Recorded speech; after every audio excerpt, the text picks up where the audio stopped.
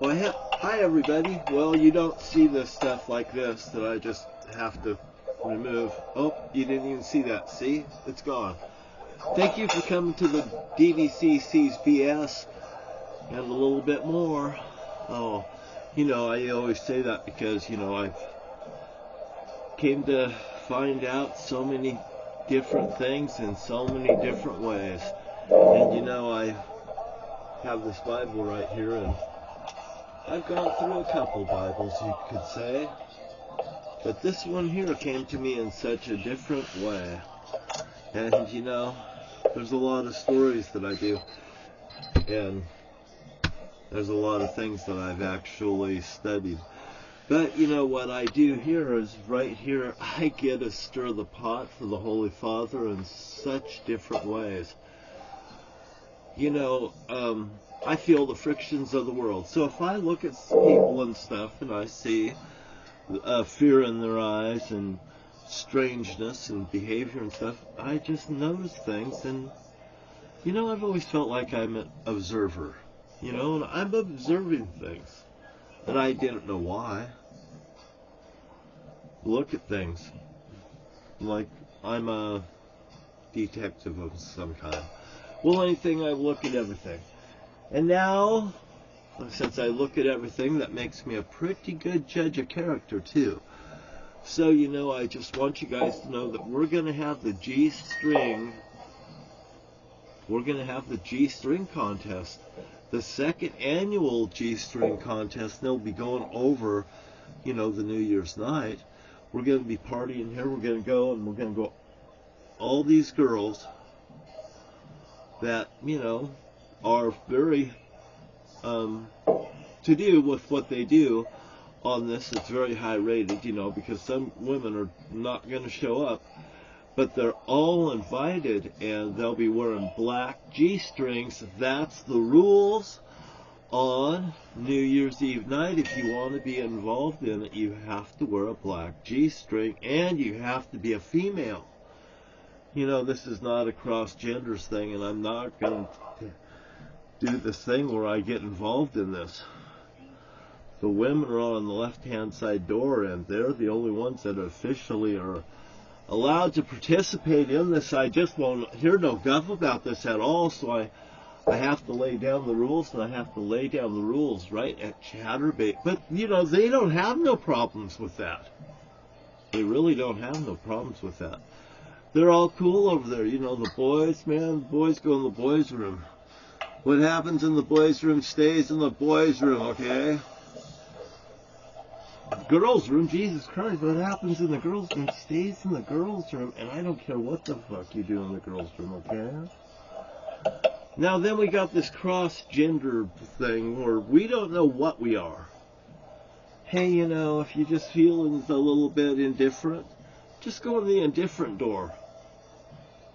But don't cross paths with us with your bullshit, because I don't think we're prepared to take it any longer. We just want our rights just like you apparently would like yours. It's different strokes for different strokes. So it's the indifferent door for you. And they should be making that available downtown and around town and getting those bathrooms open too, because nobody should be forced into one goddamn door like they're one goddamn gender. And if it pisses me off, bad things may happen.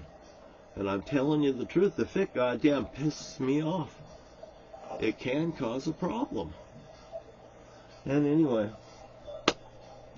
what makes me really happy is the G-string contest is going to be coming on the second annual one. I know I'm not a spokesmodel or anything like this, but I am not trying. It just comes out as good as it does.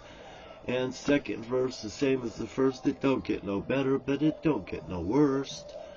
Anyway, I always try to make a little fun time for you. And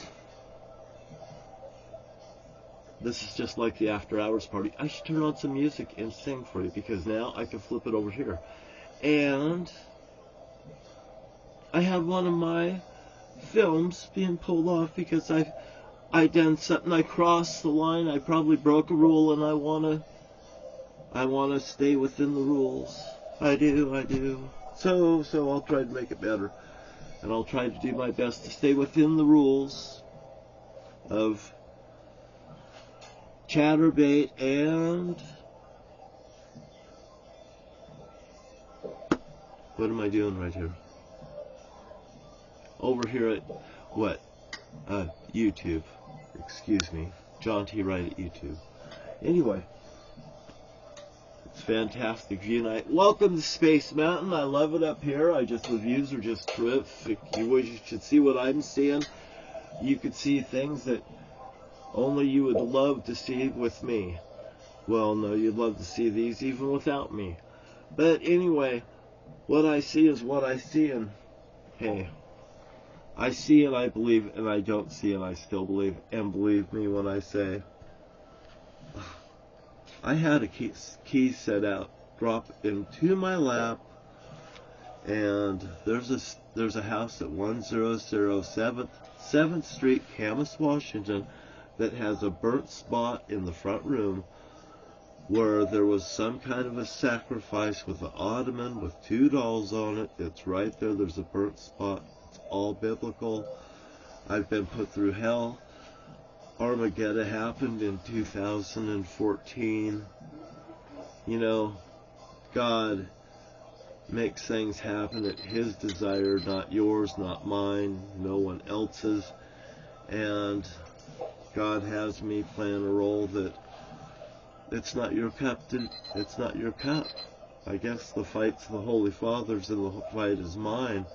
It's a spiritual fight, you know, and I could sit here on the mountaintop and do absolutely nothing, and the Holy Father's going to defeat anybody He'd like, because I open the gates of hell and open up a big can of whoop ass in the name of the Holy Father. Isn't that nice? And I get to stand here before you and say that.